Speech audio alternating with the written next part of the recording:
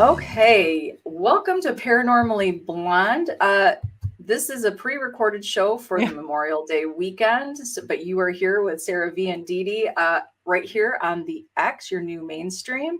Kind of different, right, Deedee? Like we're kind of lonely over without our without our little chat going, but we didn't want to miss, and we didn't necessarily want to give you a repeat of an old show, so we're going to come at you with our American favorite hauntings, and we asked a handful of our favorite guests from the past to weigh in on what their favorite hauntings in America were, or one of them, anyways, that they could pick. And we asked them 5 questions. So we're going to go over a little presentation, but before we do that, so last week we got to speak to Wes. From COPS, Correctional Officer Paranormal Society, and it was a very interesting chat. I thought about, like, here he is, this corrections officer, I guess would be the appropriate or right term. Right. And then to go in, as that as his career, and to go and investigate prisons and jails. It's very interesting.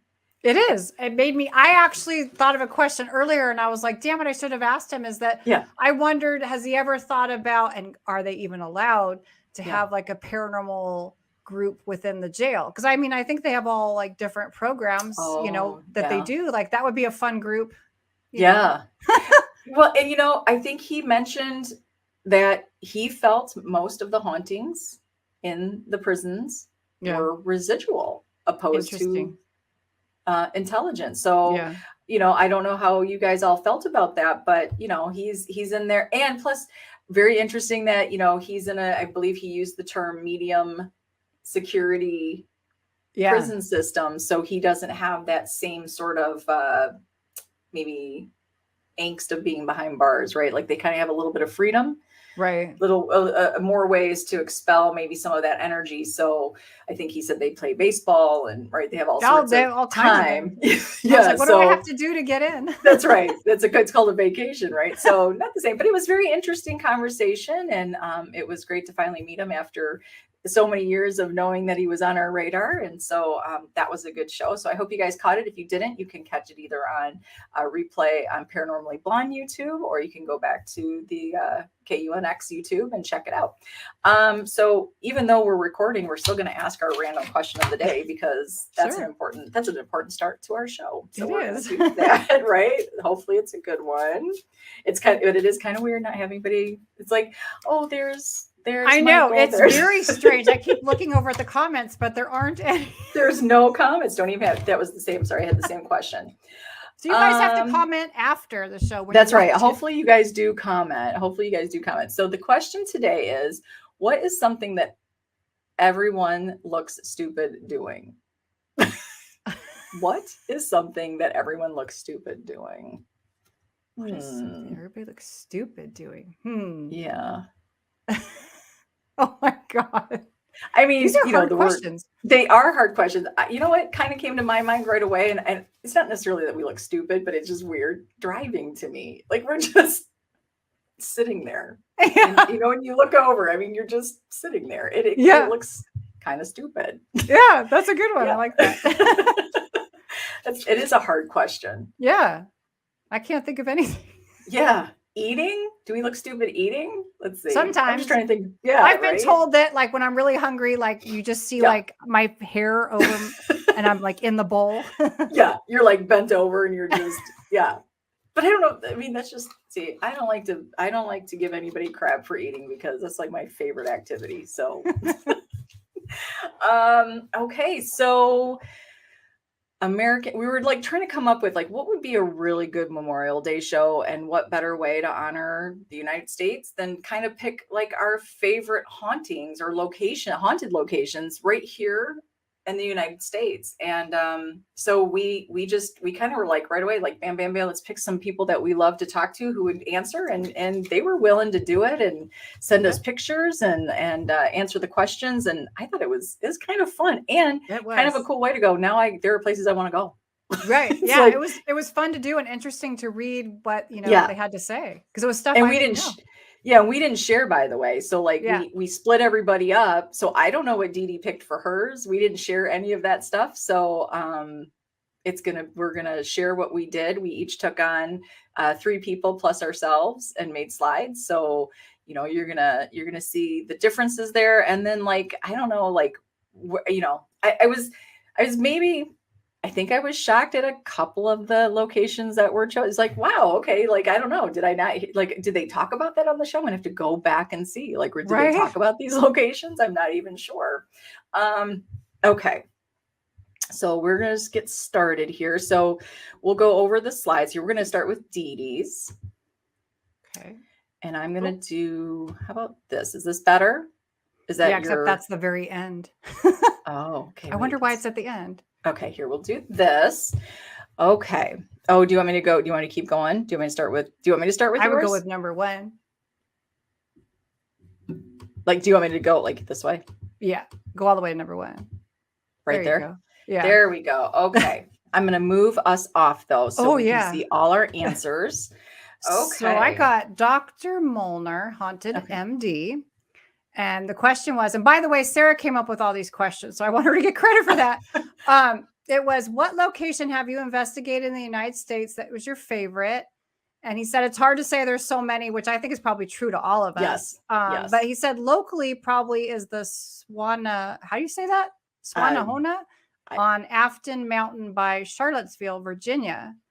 Ooh. And 2 reasons the location stood out as a favorite was, first, consistent interaction with what seems to be the same spirits. Second, just an amazing place architecturally and historically. It calls out to you. Ooh. And then he said, did you feel the haunting was intelligent or residual? And he says intelligent, and they remember you being there before. Ooh. No, I've never heard of this location. Have you ever heard of this location? No. Mm-mm. I'm going to have to look it up. Charlottesville, Virginia. That's interesting. Yeah, you know, that's why I feel like there's so much to go check out on the East Coast. I just haven't been, you know, you hear of the big ones, right? You know, same ones. Yeah. Oh, you know, the Ohio Reformer, like I get it. There's some great big locations, but this is what's interesting to me. I mean, there's so much to explore. We're not even close to being done. It would take the rest of our lives to try to see all these locations. Yeah. I mean, that's kind of crazy. Okay, so let's see. And so then how many times have you investigated a location? And he said multiple times. So you know he really likes it. Yeah. And then would you own or share this location with other investigators? And I thought this was interesting. He said yes about owning it and maybe limited investigations, which I thought was interesting. I wonder if that's because he feels the location is intelligent and remembers that you've been there before, so you wouldn't almost want to, you know, like overwhelm it with just constant investigations. Maybe? Yeah. That makes sense to me, that you're not wanting to aggravate the spirits. Yeah. Yeah. Which maybe that's what makes some locations start to get volatile, you know? And then you think about, you know, when you kind of open it up and you get all types to go in and investigate, and that's great. That's what this is all about. We're all different. We all do it very personally. But do you get those people that maybe bring a darker element to it? And then it's not necessarily that the location is dark, but you just start dumping off that energy and it just turns it into a whole different place. So I'm going to have, this is going to be a location, I think, after the show that I actually go back and do a little Googling. And look it up. Look it up, because I've never heard of this before. That is very interesting. Okay, so next slide. Okay. It was Kris Sumner. And so again, what location is your favorite in the United States? And she said the Ma Barker House in, oh boy, how do you say that? Ocklawaha, Florida. It was the site of the 1935 shootout between Ma and Fred Barker, 2 members of the Barker Karpus gang and agents from the FBI. Yeah, she's got a great episode. Like if you guys go to Soul Sisters Paranormal, this is sort of close to, I believe, her hometown in Florida. Yeah. And she is definitely a huge Ma Barker aficionado, and she's got all sorts of information. And I believe there was, I feel like maybe they sort of were the investigators of choice to be at that location, right? Like I feel like they've done, because she was a docent there too. But I did watch that episode. It's really good. I also highly recommend checking out her YouTube and watching it. Yeah, very interesting. Let's see. 2 reasons the location stood out to you as a favorite. We've always loved the history of this house, so to be able to tell its story and conduct an investigation there was amazing experience. And it says, we were the first paranormal investigative team allowed to investigate this location. I remember her saying that. Yeah. We captured some incredible unexplained evidence of the paranormal in a house over which we had complete control. We positively ruled out environmental factors and explanations. Yeah. That's very interesting. Yeah. And Dr. Sumner is on it. Like she will go through that stuff like nobody's business. Yeah. I love this. There's a picture here for people who are listening of a rocking chair that has the 2 bullet holes in it, which I love the fact that there's a lot of these places you go in, it's got new furniture or it's been redone. It's not the original stuff, but that is like an original chair with bullet holes in it. So I would totally sit in it. Well, and that you're right. It's something that's authentic to the location instead of them, because a lot of location owners will go to antique stores and or like bazaars and get pieces that look time period-esque, right? And then it's like, but it doesn't mean anything to the location. So that's how the Cosmopolitan is in Old Town San Diego. It's all authentic to the time, but not authentic to like the building and the family. I think there's like a couple of pieces that are right. So you're not like sleeping in somebody's bed that they actually slept in or anything like that. Of course, I've seen the beds from the 1800s. You probably don't want to. Probably don't want those. Yeah, probably not. No. Let's see. So she said, did you feel the haunting was intelligent or residual? And she basically said both. And she said on the residual, we captured EVP voices and sounds in the kill room that we believe were residual. Okay. And then how many times have you investigated locations? She said 3 as an investigator, but I was also a docent there for several months. So I was in and out of the house alone on numerous occasions and would hear and see things that I cannot explain.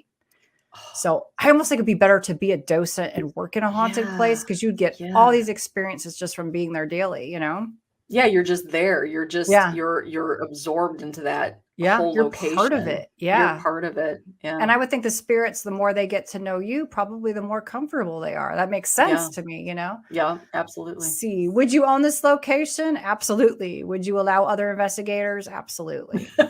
Yeah. And I think she would be, and she would be great to, I think, well, she is a location owner, right? So, she's totally, to me, I could totally see her just being amazing with the Ma Barker house. And, definitely. Yeah, she definitely has deep love for that. I love that very much. Okay. Our next person. Brett Carstens. Let's see. His favorite investigation was when I got to camp at the edge of Skinwalker Ranch, which I thought was really interesting. And I'm sure he has a YouTube channel, so I'm sure he must have a video with this. Yes. I almost feel like I've seen it, but I'm going to go back and make sure that I have. And 2 reasons this location stood out to you as a favorite. This location stood out because I got special access to do it. And it's such an infamous spot, drawing such attention. I was also scared to go there with its background and history, which I thought was interesting too, because he doesn't strike me as somebody who's fearful, Right. No. And then the fact that he got special access is so cool. We're going to have him back on, I think. Just to go over Skinwalker Ranch, because that's something we've never really spoken about. Right. I would love to have him on and talk about that again. See, did you feel the haunting was intelligent or residual? The hauntings and everything there was intelligent. I'm thinking that residual is about the viewer's psychic perception, which I thought was so interesting. Yeah, that is really interesting. Huh. Well, it's like you have to read that twice and think about it. Yeah, and that's what I was just thinking. That's what I was actually just kind of doing because, and that's Brett Carstens he's the haunted medium. I mean, this is something that he's very good at, and that's a very interesting. I actually like that response. Yeah, that's very interesting. All right, let's go on to his next slide here. How many times have you investigated a location? I've only been able to investigate once, but I'm going back if they're able to take me. And I love all his little pictures too. If you guys go back and catch this on YouTube, you'll see the pictures that each person sent us. Would you own and share this location with other investigators? I think I'm too practical to give a good answer for this place, but let's say it's another favorite spot. The Queen Mary, I'd own it and share it, probably giving deeper access. The more serious the investigator, like you want to do it for real, I'll close down the area so it's controlled for you, which I loved. And I love the Queen Mary. So I was like, yeah.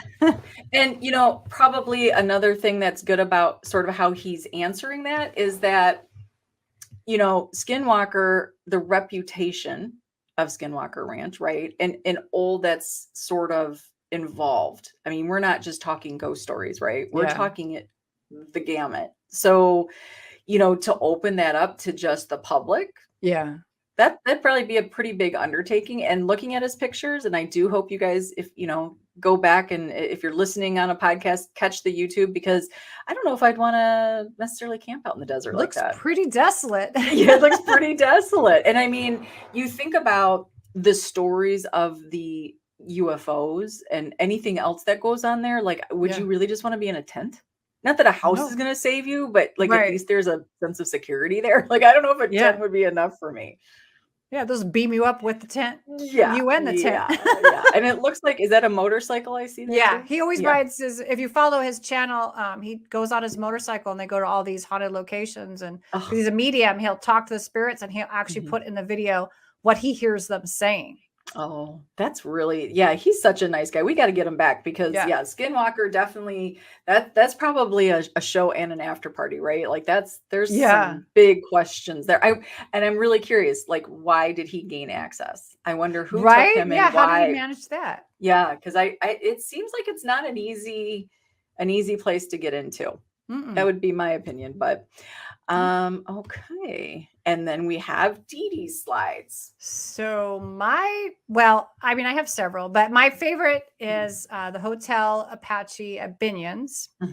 And two reasons it stood out to me is the picture I took that captured a manifesting apparition wearing a suit. And when I returned to do an investigation, I asked about the spirit who told the name was Clark, which made it so compelling to me, which is true. I mean, that's the first time where I've gotten like confirmation of something else that I've done. And so it makes me want to go back and continue, you know? Yeah, absolutely. Because other locations I've gone to a couple of times and I'm like, yeah, I've done it. And, you know, it wasn't enough to keep me. So plus it's almost like finding a stray and you named it. So now it's very personal to you, right? Like Clark is now very personal. I mean, everybody, if you follow the blondes, you know, like Clark is somebody that everybody sort of, he's like our friend. He's in the circle. So now it's personal. Yeah.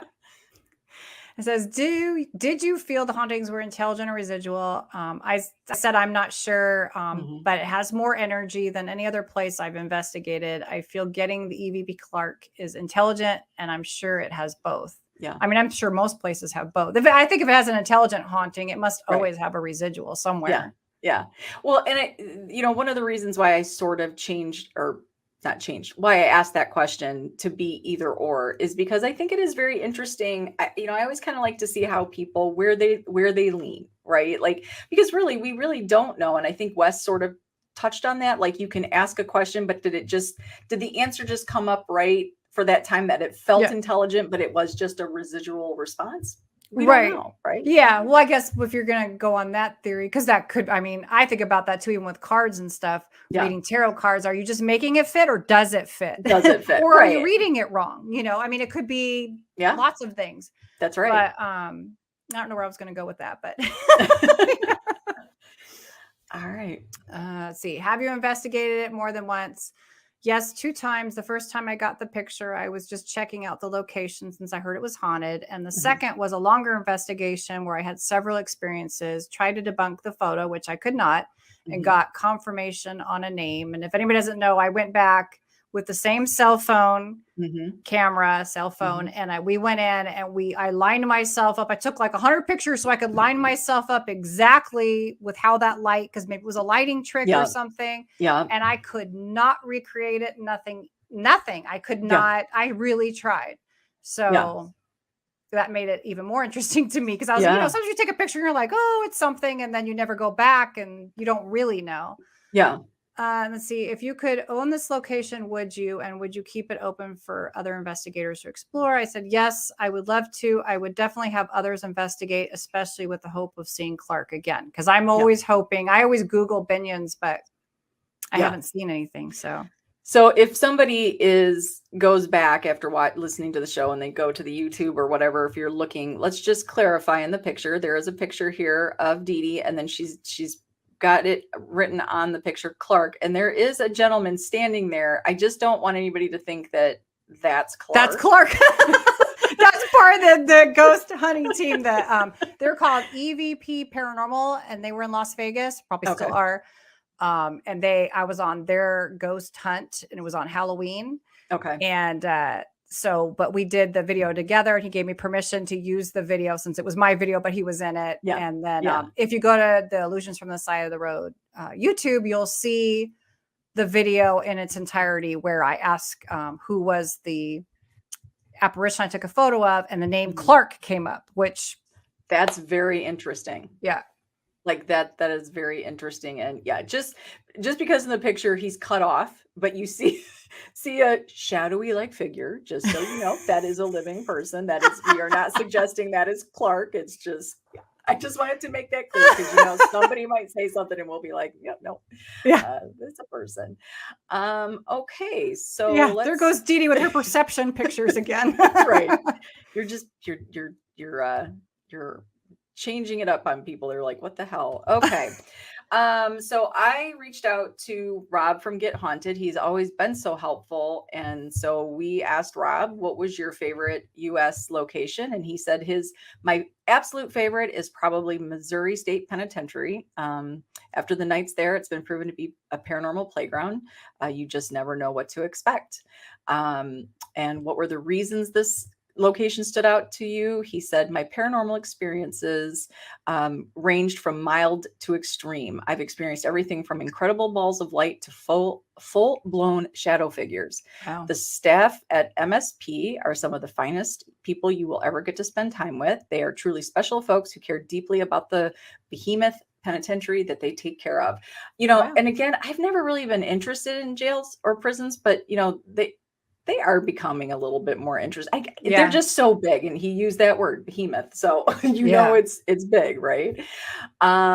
Did you feel the hauntings were intelligent or residual? Rob says, I believe it's a combination. At MSP, I have recorded some very intelligent responses, while other experiences, personal and guests, tend to lead me to a residual conclusions. These words are hard to say after a while. Figures walking into cells and etc. So, and I get that, right? Like that would make sense. Like, watching a shadow figure walk in and out, that's probably more of a residual. Right, because it's not responding to him. Yeah. Right. So, and he shared a picture that he took of the fronts of these places are always so grand. Yeah. And, a little ominous there. And yeah, you wouldn't want to be arriving as a guest. No. Have you investigated it more than once? He says dozens of times. He's an paranormal event person. So if you could own this location, would you? And would you keep it open? Yes to both. It is truly a national treasure, if you ask me. The history and the paranormal here should remain on display for the world to see. He has a picture of him at the front of it, but he also has a photo from somebody. I don't know if I should have probably asked him that, if Jenny is somebody that works there or if she was part of the event. But it's one of her photos and she is credited for it. And it looks like a shadow figure at the end of the hallway. Yeah. And that would be a little crazy to me. Yeah. Like that's a lot. Like, I don't know, like, and maybe I'm not attracted to the prison situation because it would be rather ominous. And then you're thinking the people that were there were not good people. So even if they were good people, after being there for a certain amount of time, you would become a really jaded, not friendly, depressed or whatever person. So we know we're not rehabbing them. Yeah. I mean, that's one of the reasons I think I haven't done jails either, is because I feel like it's just a negative. But then after hearing Kris and Miranda talk about theirs, it doesn't sound like I think it depends.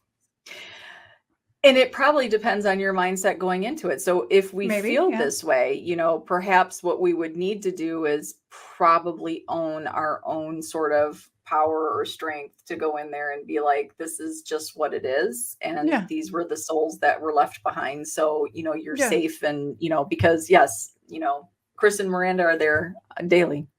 Yeah. And you still talk to them. They're good. They're, you know, but you know, it is a smaller jail. So I don't know does that make a difference? I bet you it does, because it's more personal. If you think about the people who were running the jail back in the time, they know every single person's name, but probably in really large prisons, they probably don't. You're just a number. They don't even know who you are. Yeah, you would have to probably be that infamous criminal, right? Like, yeah, they know some. Yeah, like you'd have to be that Al Capone, or you'd have to be that guy that was constantly causing problems, right? You know, in the jail or the prison to be well known. So I'm not quite sure there, but so that was Rob's from Get Haunted. So the Missouri State Penitentiary. That's a and you can do Jefferson City Prison tours. I put a link up here, not that you guys can click it, but I put a link up here because, you know, I don't know. I mean, these are pretty, these are, again, you would think being in paranormal, right? I just never really heard of this place before. Yeah. I'm drawn to it though. Looking at that, the third picture there where they show the front of the building. Yeah. I totally want to go in there. And I want to go like on the 3rd and 4th floor. That's what I'm drawn to. We're going to have to do a prison tour. Deedee's the blondes go to prison. The blondes go to prison. I don't know about that. Okay, so I should have put mine last. I did not do that. I meant to put mine last. But so anyways, this is the VP Paranormal. This is my team. And so I chose what my favorite location in the United States. Without even having to think, it's the Iron Island Museum in the Lovejoy district of Buffalo. Hands down, love that location. What stood out? My first reason for this location is the owner. Linda does amazing things for our fallen soldiers and veterans. Her location has a piece of memorabilia from every war America has participated in. Oh. And the second reason is the location holds this amazing history from the Lovejoy district that is still loved by the community, which may explain why that location stays active. I mean, this location was a church first. And so it's called Iron Island because it is surrounded by railroad tracks. Wow. Okay. And it's, you know, it's where, you know, a lot of the immigrants kind of gathered and started their communities. And so this was a church, and then it became a funeral home. And Linda, the location owner, her brother passed away at a very young age, and he actually was at this funeral home. So it's got a place in her heart. You know, she loves this location. And, you know, and then with all the memorabilia, like the community really stands behind her on this location. And, you know, you almost feel like it knows it is loved. And so, you know, every time I've gone, you just get something different every time. Did I feel these were intelligent or residual? I think because Iron Island was a church historically, then became a funeral home, and now this amazing museum, it has both intelligent and residual. I've been lucky as an investigator to capture some of the best evidence from this smaller space, from voices to music being chosen on a shack hack, the original spirit box. That was perfect time period, song, and theme. So I think it's almost like, and you know, we've had, I know portals to, I can't remember if it was, I know Chip Coffey's been there. I don't remember if it was Ghost Adventures or Ghost Hunters that did a show there, but they have been featured on several of the shows. And, you know, it just feels like there is some intelligence. I've had some kind of interesting K2 work that has happened there where the beepy lighty uppy ones have gone off. And when I've approached them and said, can you stop? It stopped. And I said, so if I could just know that you are interacting with me, can you make them go off again? And they went off on command. So, wow, you know, that felt a little, felt a little intelligent to me, but I think there were some voices that we've captured on EVP that probably were more residual. I do know, one of my favorite recordings, and I need to dig this one out. I was up in the attic, and I was with 2 other investigators, and you hear me talking to them. It's a husband and a wife, and you hear me talking to them. And I, you know, as we're just doing some EVP work, but kind of walking around the attic. And I think I said something like, wow, I wonder, like, something about being trapped up there, and because it was so hot, and there is a voice on my recorder that says that's too personal. So interesting. Yeah. So I don't know if they just didn't want me to understand why they were up there because it was too personal, or if I don't know. But so, and then some of it just feels like you're just probably replaying. Maybe with some of the military stuff could be a little bit more residual, right? Like maybe if we were getting any responses from some of the uniforms and stuff, maybe that was a little more. Have I investigated it more than once? Yep. We have investigated this location several times. It's close. It is in close proximity to my sister, who is my teammate. So we not only love the Iron Island, but the owner, and we will contribute to her cause anytime we can. So if it's not an expensive evening, it's a smaller location, but that money goes to help. And she's constantly reaching out. She does do a lot of work for soldiers that do not have headstones, that she makes sure that every fallen soldier gets their flag and headstone. So I just love everything that she does. If you could own this location, would you? Yeah, absolutely. I would love to own this amazing location. The history that Linda has lovingly collected and her personal drive to give back to our soldiers, past and living, is an inspiration. I would invite all investigators to come spend at least one night with our American history. If you tell the right jokes, they join in. And that is very true. One night we were in the military room, and I have a picture up of that. And we were with my nephew and his one of his best friends, and we were just sitting in the circle of chairs. And, it gets to be long, boring a little bit, right? The night kind of is winding down and you're kind of exhausted. And so we were just telling kind of like dirty jokes, maybe less appropriate jokes.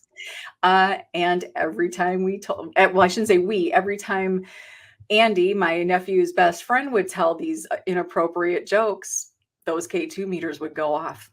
Wow. So and we were right there. So we're like, this probably was the kind of humor they had when they were off to war, trying to keep their sanity. And so Iron Island, it's one of my favorite locations. I highly, if you're in or around Buffalo, I highly suggest, if you can get out there, to definitely book your night with Linda. It's just a great location, hands down. Okay, next I got Miranda, Ghost Biker Exploration. So we asked her, what's your favorite United States location? And she said, this is a tough one, but I would have to say that the Grand Old Lady Hotel in Balsam, North Carolina, is one of my favorite locations. She's got beautiful pictures. These are her pictures. She's a photographer, on top of being creative and everything else, and a biker and a ghost, investigator. She does beautiful photography. What 2 reasons stood out to you? And she said, A, the location is a functioning hotel for 8 months out of the year, but during the closed months, you can investigate the entire location, which, I mean, when you look at this picture of this hotel, wouldn't you love just to have a whole night in this place, right? Yeah. Like, it's crazy. And she said, B, the hotel embraces their haunted reputation, and the rooms with documented activity each have welcome signs hanging over their doors. I love that they lead you where to go. Yeah, I love that. They did an episode with this too. You can see that online. Her and Kris. Yep. They have absolutely. that investigation online. Yeah. She said, did you feel the hauntings were intelligent or intellectual? Intelligent or residual? Blah, blah. Miranda, the hauntings I experienced were both intelligent and residual. And, again, I guess really when you think of that question, if you're really there and you're investigating it more than once, you're probably more than likely going to get both. How can you not? Right? Like, how can you not? Have you investigated it more than once? Was there for an entire weekend. The first night I was there by myself to conduct a solo investigation. And on my second night, she collaborated with Sisters Paranormal. I would love to go back, but unfortunately the hotel didn't survive the pandemic. So closure, the pandemic closure, and it didn't open back up. That is beyond heartbreaking to heart. Yeah. That's a very sad side effect that, we often don't realize. Like, these are things you can't necessarily get back. And, it's a tough call, but that is, these locations, this isn't right in the heart of a big city. So, these poor locations, and this was a working hotel. So this was not just for funsies as far as investigating, so it is heartbreaking. If you could own it, would you, and keep it open for other investigators? Miranda says, absolutely. I believe this location holds a lot of potential for paranormal and non-paranormal events. The history itself is unique and interesting. I would definitely keep it open for other investigators to explore and enjoy. It truly is a hidden gem in the paranormal community. This location looks really cool. And, if you know anything about Miranda, the cool things she does, she does these things by herself. Yeah. She's not a team. She's a lone wolf, and she's in there, and that's a big location. It is. You don't know who's creeping around in there. That's a big location. And I think there was a couple stories in there that, when they were sleeping, it's like, who's that at the door? That's a, somebody's outside your hotel door. That's a little unnerving. Yeah. Was there somebody outside their hotel door? Not living. Like living or dead? No, not living. Oh my God. So you just and I think that's the thing about sleeping in some of these locations, you kind of settle in, but that's when you're the most vulnerable, right? We talked about that with your dream interpretation too. This is when you're the most vulnerable and you're relaxing and you're like, what was that? What was that? I did the same thing at Post Town with the ladies, with Miranda and Kris and Jen. It's 4 or 5 o'clock in the morning. We decide we're going to go to bed. We're all sleeping in one giant classroom together. And they were all, I think they are just so used to it. They just go right to sleep. Right.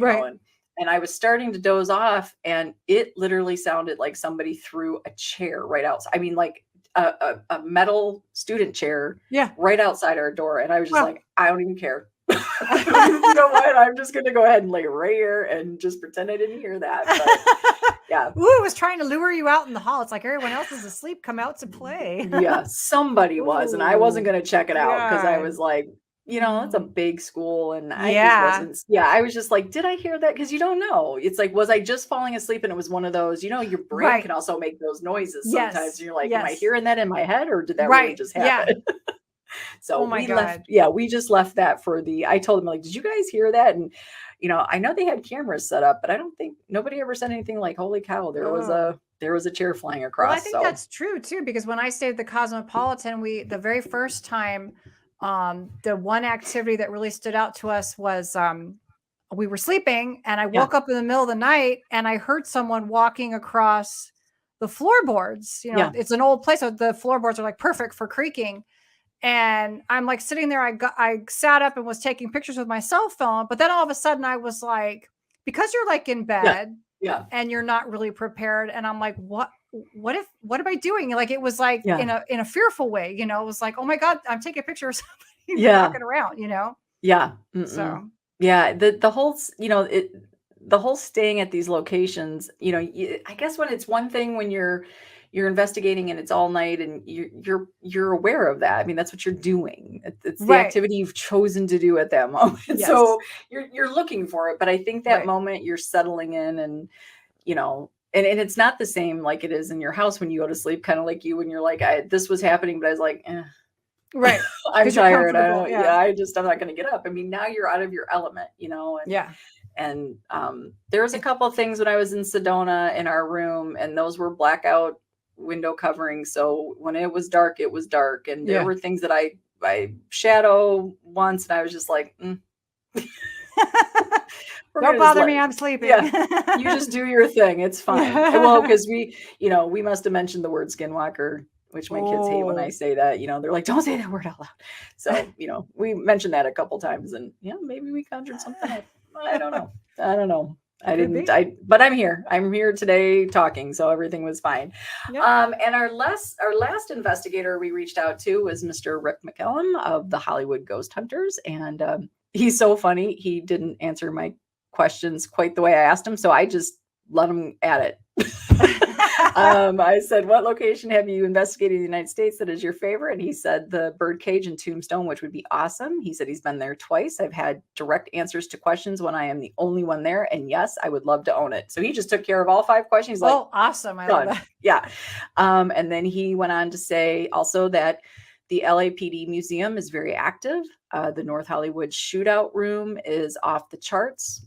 The answers we get doing the Estes method with guests is downright chilling.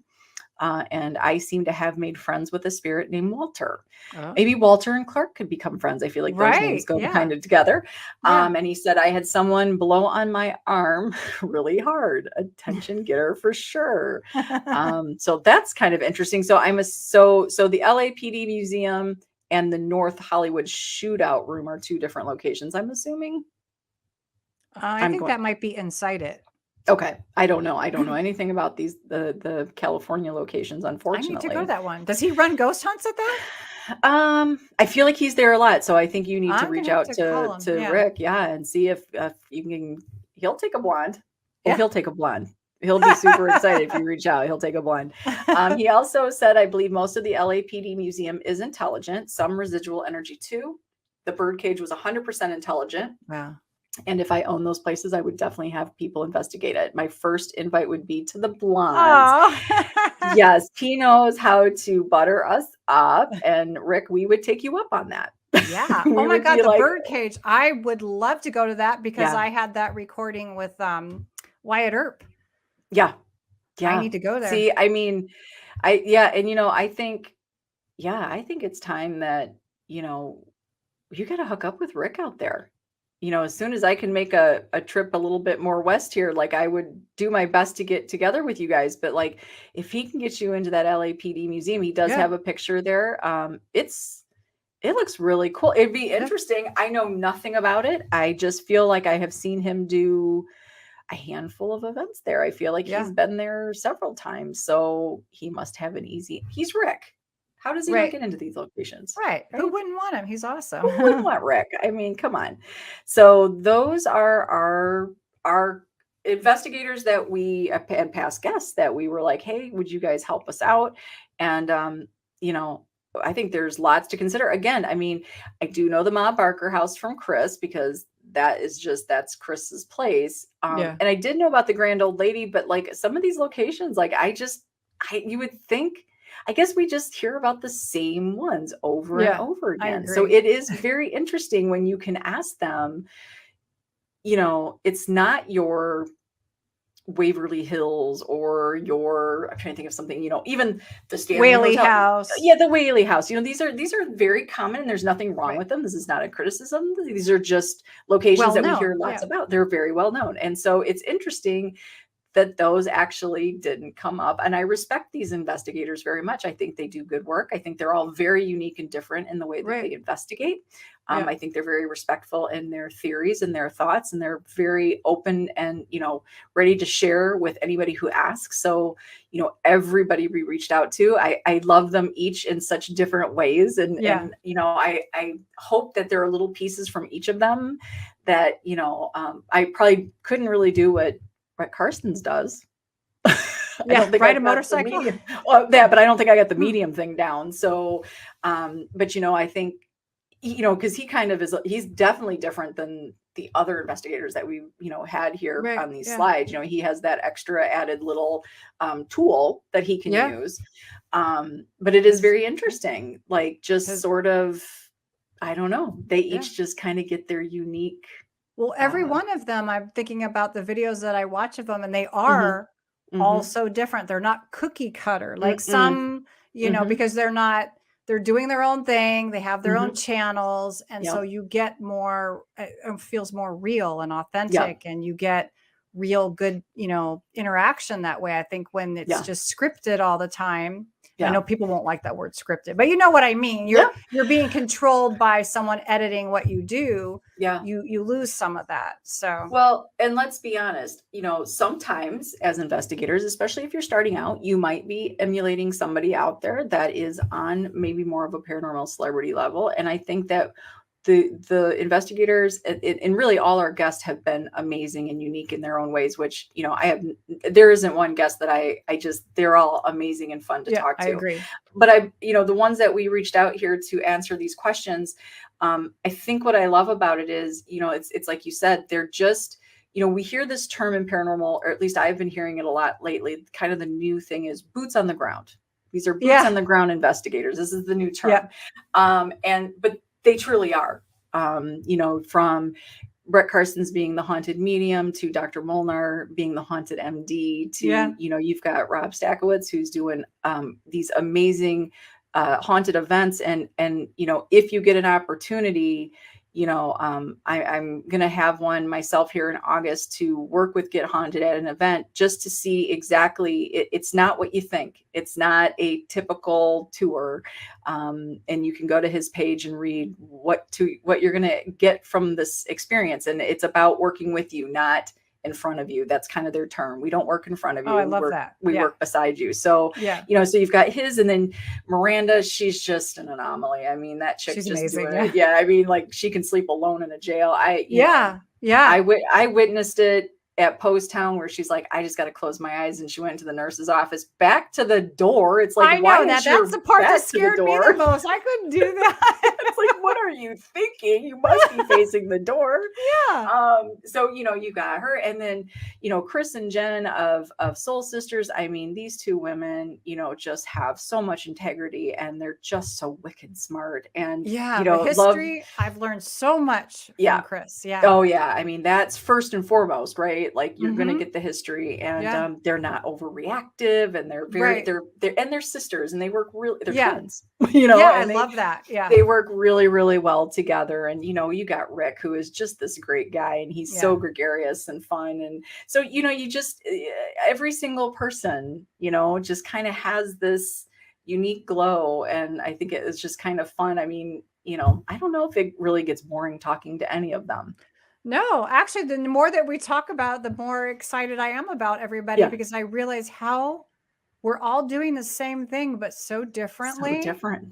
Yeah. And it's actually really amazing. I love that. Yeah.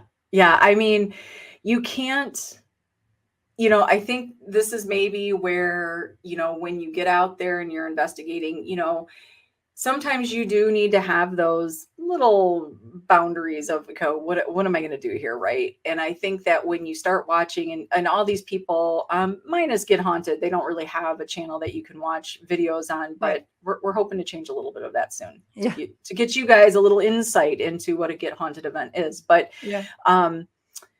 when you watch their channels and what they do, it is about your personal experience, and they make it so personal. And yet it, like, I can watch, they're all so different, but you're like, every one of them, you're just like, okay, but it's different, than this. And then, I don't know, like, maybe I thought certain experiments or evidence would be kind of like, I don't know, but they all make me really look at it very differently. Yeah. Well, that's another thing too, is seeing people from different backgrounds and different approaches. And when they come up with a theory, and it might be something that I've thought of, but like a little bit differently. And sometimes it puts the pieces that's the one thing I love about doing the show, is that people have put pieces together for me.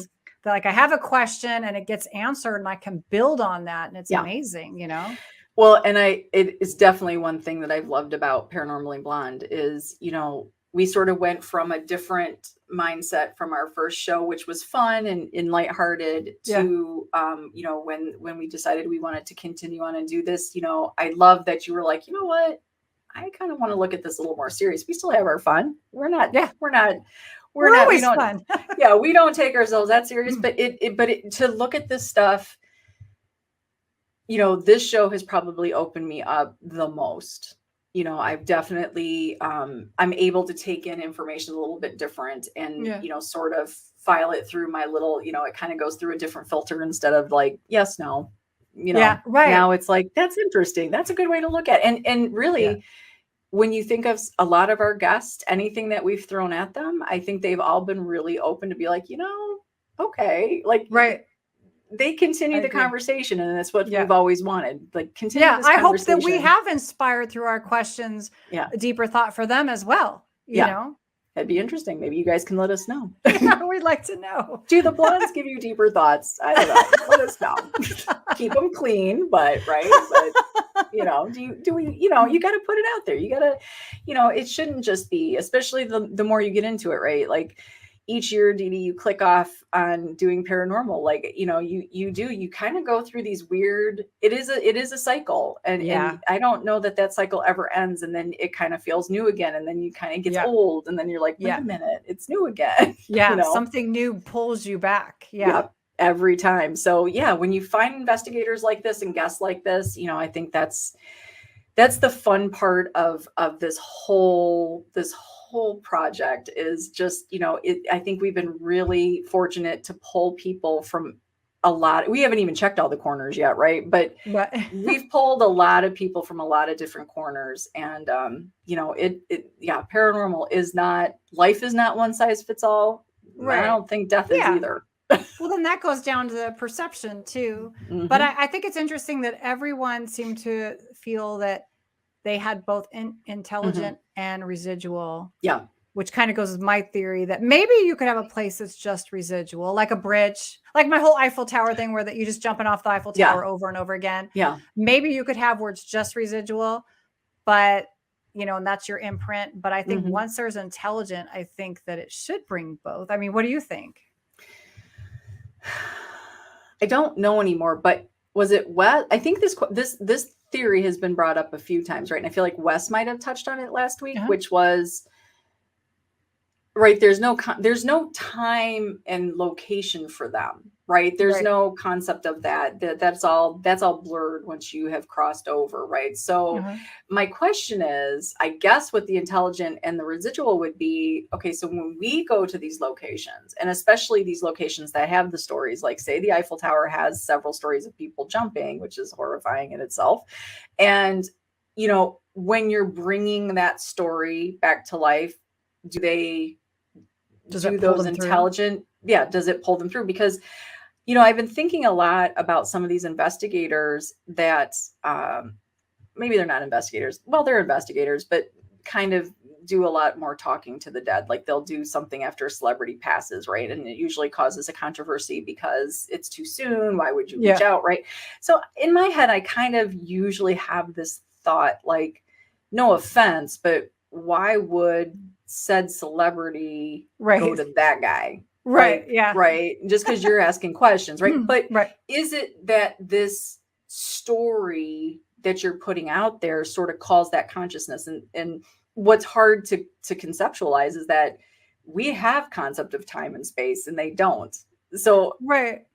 Or is it the whole thing? I know when I went to the King Tut exhibit where they had all the artifacts from King Tut, his whole thing is what they basically said was that you continue on in the afterlife as long as someone's speaking your name. You're still alive as long as your name is being spoken, which always makes me sad because you think about people like maybe they didn't have any children or cousins and like they're the last one and they die. And your gravestone is your last opportunity for somebody to wander through the cemetery and read your name. And that's why we did a whole debate on Haunted Hour about, ghost hunting in cemeteries. But I feel like there are people that have been there for a couple hundred years. They may have no relatives or relatives have no idea they're even there. And so by you reading their stone and speaking with them, are you pulling them back? Are you giving them some sort of life, So I kind of like that idea of speaking the name. Yeah.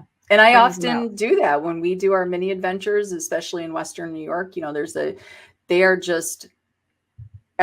scattered throughout the roadside, these abandoned cemeteries. Yeah. And so we usually pull over and we walk through. I like to touch them. I like to say names out loud. And I didn't realize that was one of the theories, but you just kind of feel like, sometimes I'll walk through and just go, you're loved. You were here. I mean, these people were here. They were here and now they're not. It's right.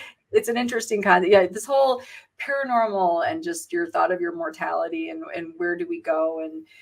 And truly sometimes the story is what haunts us more than maybe the person. Right. And so, I don't know what I think. I think that there are some times that I watch an investigator and I completely think, yes, it's the actual energy spirit. And then there are other times I watch investigators and think, no, you just love the story so much you've brought it to life. I don't know. But I'm not there. And, I only know my experiences and it's it's all interesting. And again, you know, reading these answers and, you know, you watch them and you hear their passion, you know, and then it just makes me go, see, I love it once more. And makes me want to get out there. And this definitely, yeah, me you know, too. it's summertime, folks. We're getting there. So it's time to travel. And I hope you share your locations with us and let us know what you got. I did put a question out there, just FYI, with the state of the economy. Yeah. Does it affect your summer investigation plans? I'm curious if